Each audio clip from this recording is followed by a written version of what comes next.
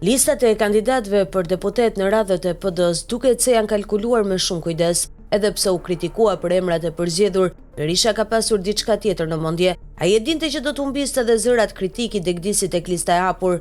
Fatmirësisht i arriti që Jorida Tabaku të dalë prej pritshmërive të doktorit dhe të marrë mandatin, por shumë emra të tjerë u lanë jashtë, përfshirë Ilir Ali Mehmetin, Muslim Murrizin e të tjerë, donse Berisha u shpreh i keqardhur që ata nuk ja dolën. Në fakt, atyre u futi për herë të dytë thik pas shpine. Ilir Ali Mehmeti, Mimoza Hajdar Mataj, Lisander Hoxha dhe Aulon Kalaja kërkuan rinumrim votash në Tiranë dhe Durrës, por kërkesat e tyre u rrëzuan me pretendimin se ligji nuk lejon kandidatët të ankohen, por vetëm koalicioni apo PD-ja si drejtuese e koalicionit. Vetë PD nuk ka bërë asnjë kërkesë për rinumrim votash dhe i tradhtoi kandidatët, por duket sikur Berisha vijon të tallet me ta. PD-ja i është drejtuar me një tjetër kërkesë KQZ-s, dhe sërish nuk ka për objekt të saj rinumrimin. Sipas PD-s, pas llogarive të vet KQZ-s, rezultojnë mbi 130.000 fletë që mungojnë dhe kërkohet nisja e një hetimi menjëherë. Pra PD-s nuk i interesojnë votat e kandidatëve të saj dhe duket qartë se Berisha të gjithë ata që la në listë hapur i la me planin për t'i djegur. Por ai ka marrë dy goditje të forta ditën e djeshme.